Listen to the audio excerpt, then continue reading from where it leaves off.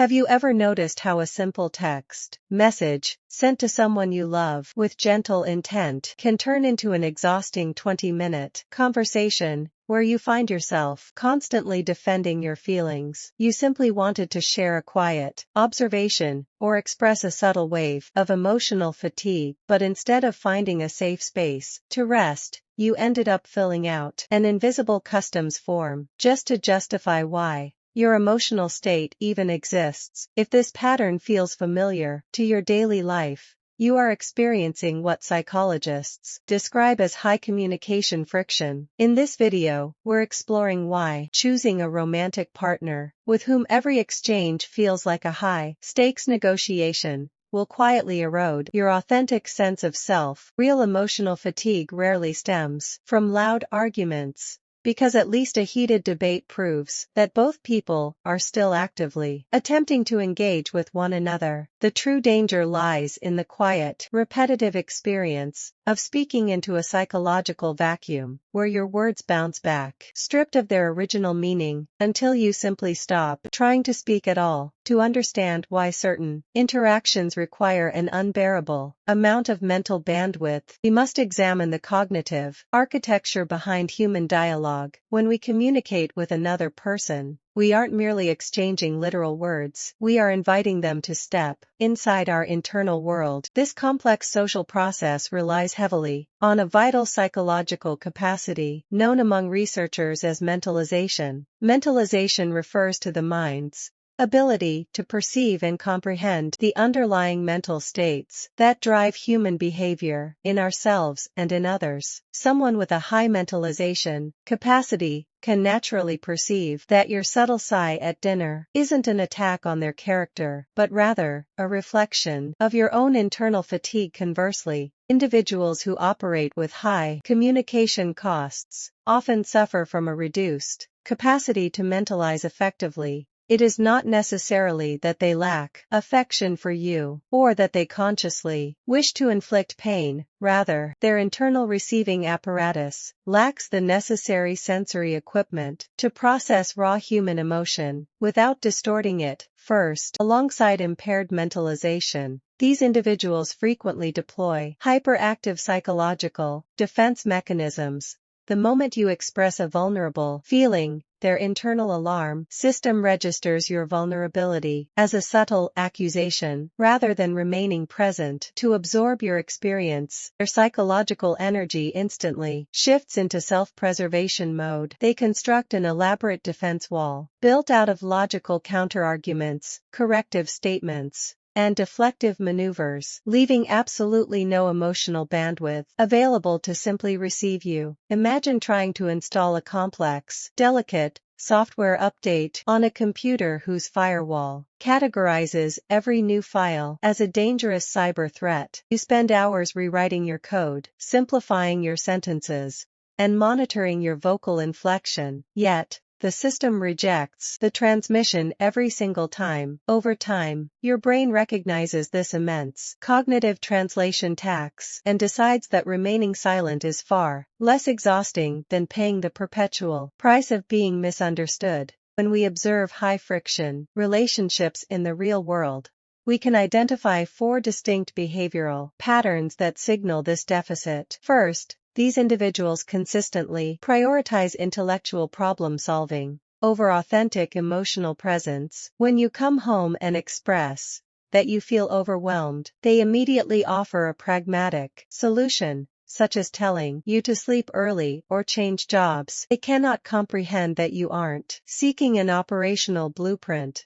You are simply seeking to have your internal reality recognized. Second, they possess a compelling impulse to debate rather than listen. Every observation you share is immediately met with a subtle contradiction, turning a casual conversation about coffee or weather into an unnecessary intellectual ping-pong match.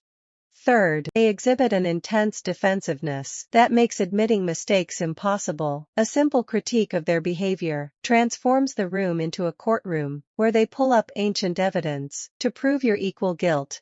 Fourth, they subject your emotional world to a rigorous logic audit, demanding that you rationally prove why you feel hurt before they grant you permission to feel it. These draining dynamics persist partly because modern culture perpetuates several comforting, yet deeply flawed social myths. The first major myth suggests that successful communication is entirely a matter of working harder and speaking clearer. We're taught that if we just find the perfect metaphor or adopt the most gentle vocal tone, any rational person will eventually understand our heart. But communication is fundamentally a two-party system. The most sophisticated transmitter cannot deliver a message if the receiving dish is pointed in the wrong direction. The second societal myth tells us that analytical logic is always superior to raw emotional expression. In adult relationships, we're conditioned to believe that staying hyper-rational makes us mature, while acknowledging subtle emotional needs makes us overly sensitive or irrational. In reality, demanding that feelings pass a logical inspection test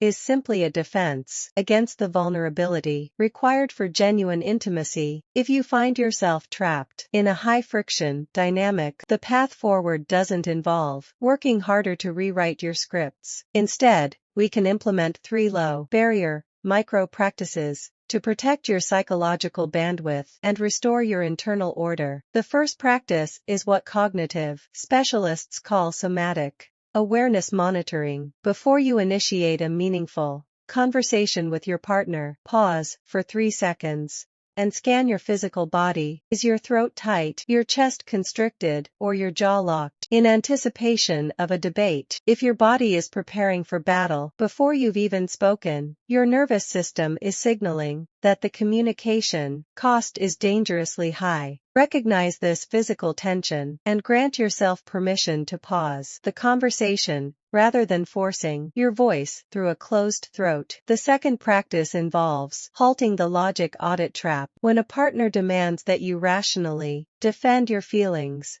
practice stepping out of the courtroom entirely. Instead of offering lengthy explanations to prove your validity, use a simple grounding phrase like, "My feelings don't need to make logical sense to you for them to be real to me." This subtle boundary protects you from paying the cognitive translation tax and shifts the focus back to emotional reality. The third practice is the art of internal self-holding. When your attempt to connect is met with a wall of defensiveness, resist the urge to chase their understanding down a rabbit hole of explanation. Instead, retreat inward and acknowledge your own experience. Say to yourself quietly, "I see my own pain even if they cannot." By holding your own emotional reality, you stop relying on an emotionally unavailable partner to validate your basic right to exist. This brings us to a beautiful paradox. At the heart of human connection, the goal of a healthy relationship isn't to find someone who magically understands every hidden thought without you ever having to speak a word. True intimacy doesn't require absolute mind reading. Rather, it requires a gentle willingness to listen. You don't need a partner who shares your exact perspective, but you do deserve a partner who responds to your confusion with curious warmth. Someone who can pause the debate, look into your eyes,